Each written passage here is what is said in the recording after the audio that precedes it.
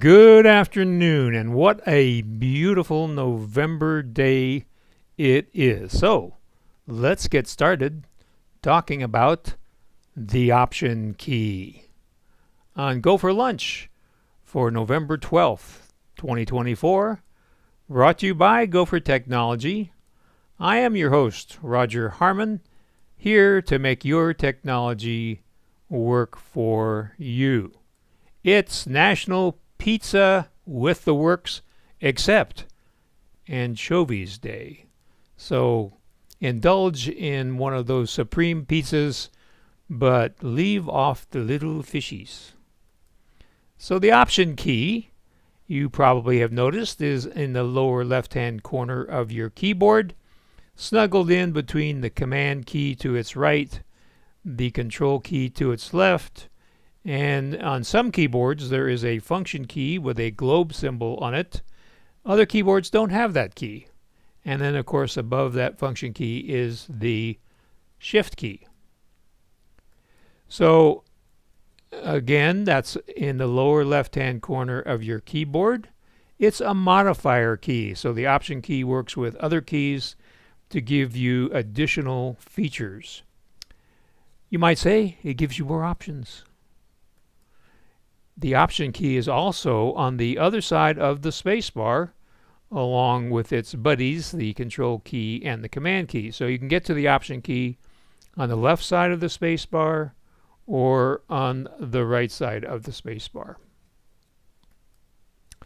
And if you're using a Windows keyboard, it's the Alt key. So you can get the functionality we're going to be talking about today on a Windows keyboard by using the Alt key.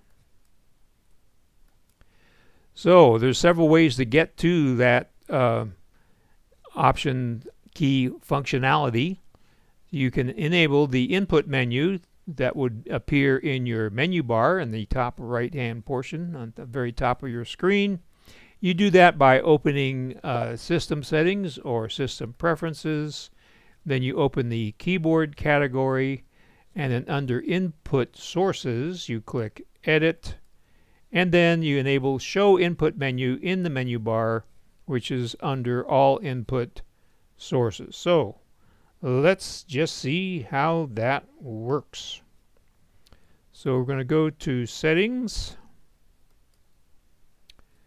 and you can see that Keyboard is down here almost to the bottom. It's like 5 selections from the bottom on your left-hand panel.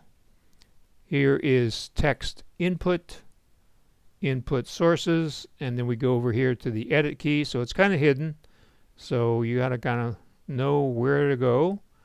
So once we click on Edit, then we would probably see it like this. So you want to click on the little switch to turn on Show Input Menu in the menu bar. Then it's going to show up with the keyboard that you've selected, which will probably be US. So you'll see a little US in white letters with a black background, and another US in black letters with a light background. So we're going to click on Done right here, and then we're going to go to the Finder. So here we are in the Finder, and this is going to be hard to see, but it's right up here. It's going to be hard to see, especially if you're at an iPad or an iPhone, but you can see here US white on black and US black on white. So when you click on that, then you can show the keyboard viewer, and that's what we're going to do. So there it is. So a little note, when you first use it, it's going to come up much smaller. So here in the right hand corner, you've got a little circle with 3 dots in it. It's very hard to see, but it's there. So it's going to look something like this when you first activate it. So then you have to go to the little circle with the 3 dots in the upper right hand corner, go to Zoom, and I'm choosing 261 as the percentage. And so it'll stay there. And next time you use it, it should come up at this size. So here we have the keyboard viewer, and it looks just like your keyboard, right? You've got the function keys on the top, you got the number keys, and you got 3 rows of the QWERTY keyboard. There's the QWERTY right there. But let's see what happens when we hold down the Option key on our keyboard. So the Option key is this symbol here. So I'm pressing it on my keyboard. And look, voila! All sorts of different symbols appear. For example, we have a trademark symbol. We have a registered trademark symbol. We have a copyright symbol. We have some mathematical symbols. We have some Greek letters like beta and pi, and I think that's what? Oh, this is omega. This is omicron. I'm not real up on my Greek letters. So you can see all these different things. Here's the paragraph symbol, a cent sign, a pound sign. And then you'll notice in the upper left-hand corner of all these keys are some other symbols. So if I hold down the Option key and the Shift key, then we get those symbols. So if I want to type any of these in a document that I'm working on, I would just click on these and they would appear in my document. I can also use my mouse and click on the Option key without even touching my keyboard. And if I want to add the Shift key, then these are all being displayed without touching my keyboard. Good morning, Gretchen. And so you can see here's the Apple logo. Sometimes you like to have that. And so if I hit the, if I release the Shift key, it goes back to just the Option. And if I click on the Option key again, it goes back to my normal keyboard. So there's all sorts of different functions here that you can add to documents to make them more professional looking. Here's the British sterling. And of course, then if I hit the Shift key, I get the euro sign. Here on the 8 key, so I have to turn off. So here we are on the 8 key, and I get a bullet when I hold down the Option key. And sometimes you like to have the degree sign to talk about the temperature. So there it is when I hold Option and Shift on the 8 key. So lots of things here. Here's the upside down question mark for writing in Spanish. And there should be an upside down exclamation mark. However, I don't see it. So it may not be there without getting to a Spanish keyboard. So lots of things you can do with the Option key to come up with other symbols. Now this is a persistent window, which means that if I click on a window here in the background, it still stays on top. So to close this window, to get to other things, you have to hit the little X in the upper left-hand corner. So here we are on our keyboard, and back to our slides. So you can also bring up the Mac on-screen keyboard using your physical keyboard. And the way you do that is you press all at the same time 3 keys, Command, Option, and F5. So I'm going to hit the Option key with my pinky. I'm going to hit the Command key with my thumb. And I'm going to reach up with my index finger and hit the F5 key. And then we're going to hear a voice. Welcome to VoiceOver. VoiceOver speaks descriptions of items. So that's what you're going to get the first time. So I'm going to repeat that sequence. Option, Command, F5, Accessibility shortcuts. and then we're in accessibility Use shortcuts. the Tab key to navigate and press space to toggle an option. So I can use the Tab key to navigate, or I can just use my mouse. I want to go down here to accessibility keyboard, and you're not seeing that. So let me see if we can fix that.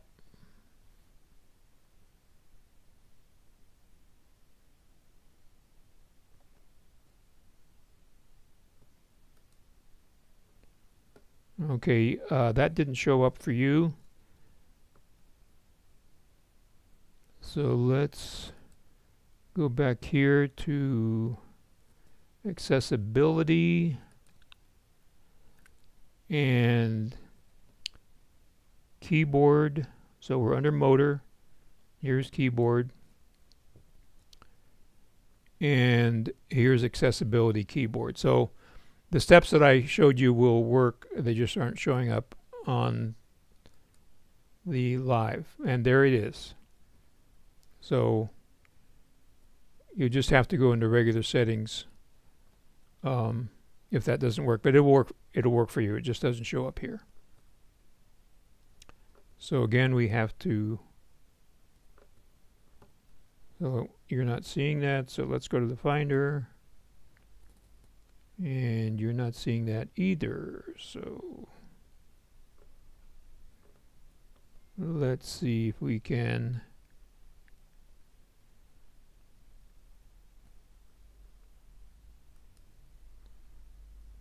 get that to show up for you.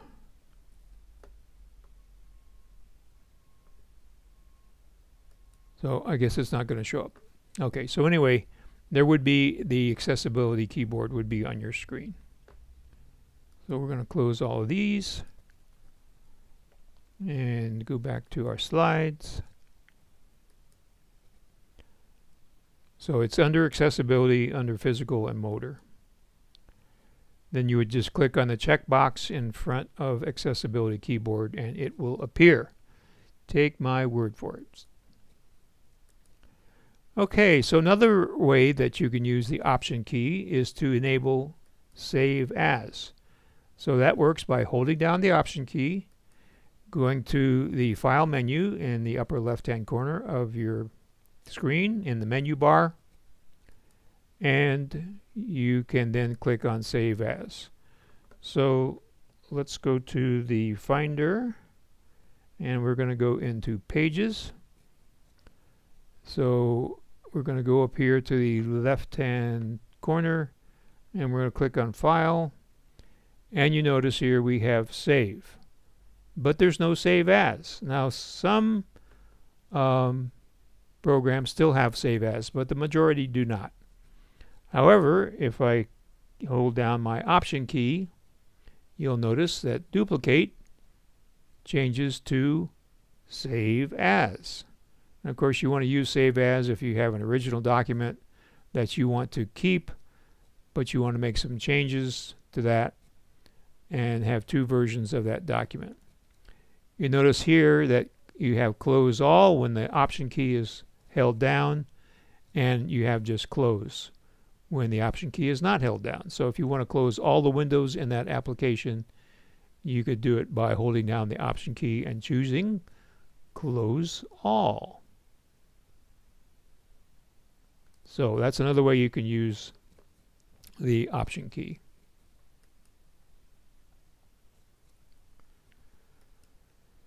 So you may be thinking, well, this is how we get special characters on the Mac, but how do I do that on my iPhone? Well, you do it by doing what we call a long press on a letter, which just means holding your finger down on the letter that you want to have a special character on, and then you can slide your finger back and forth to pick the actual punctuation that you want. So we're going to turn on our iPhone here. And we're going to start a new document in Notes. And we're going to hold down the E key. And you notice here we get all these different punctuation marks on the E, and we can just slide our finger back and forth to choose the one we want. So let's choose this one. So now if I press an A key and hold it down, we get all sorts of different versions of the A key. And let's do an N. You can see here we get all sorts of different versions of the N. So that's the way it works on an iPhone. So because there is no accessibility keyboard function on the iPhone, you can, when you bring up that accessibility keyboard on your Mac, you could just do a screenshot of it. So you do one screenshot holding down the Option key, a second screenshot holding down the Option and the Shift key, and then you could have a nice reference for what you could do with those keys. Now, one last point here. Let me go back to the iPhone. And if you have an iPad with a keyboard that has an Option key on it, not all iPad keyboards have an Option key, but if you do have an iPad keyboard with an Option key, you can do all of these different symbols that we saw on the accessibility keyboard. So make sure, if you haven't bought a keyboard for your iPad, when you do, make sure it has an Option key on it. So that brings us to questions. So if you haven't already, just type your question or your comment down below there, and do me a big favor and share the GoFor Gazette, which comes to you every Monday morning about 7 o'clock in your email inbox, with one person, just one person that you know that uses Apple devices, so we can help more people. And if you haven't subscribed, go ahead and subscribe and push the little subscribe button and the bell so you'll be notified when we go live. Okay, so let's look at your questions and comments. And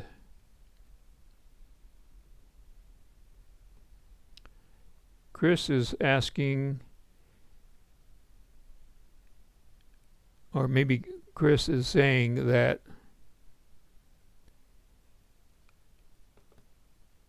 I'm not sure what Chris is saying. Could you explain that to me, Chris? Yeah, so it looks like you're welcome, Doriana. Yeah, could you explain that to me, Chris? I'm not sure what you're trying to say there. So hopefully you learned something today about the Option key to make your Mac more useful. And let me look at this question from Chris again, or this comment. So it looks like it says I less than dash is option 1, the number. So you're welcome, Stanley. Okay, here comes Chris. Option plus the number 1 is the upside down exclamation point. Okay, great. Thanks for explaining that. So if you're writing in Spanish and you need that upside down exclamation point, it's option plus the number 1, and that gives you the upside down exclamation point. Very, very good. Thank you for that Spanish lesson there. So if you haven't already, give us a thumbs up by clicking on the little thumbs up icon down below here, probably right in there. And if you think of anything that you would like to ask between our YouTube lives, you can contact me by telephone or by email. That information is coming up in just a second. So have a great rest of your day, and we'll see you next Tuesday at high noon for another Go for Lunch.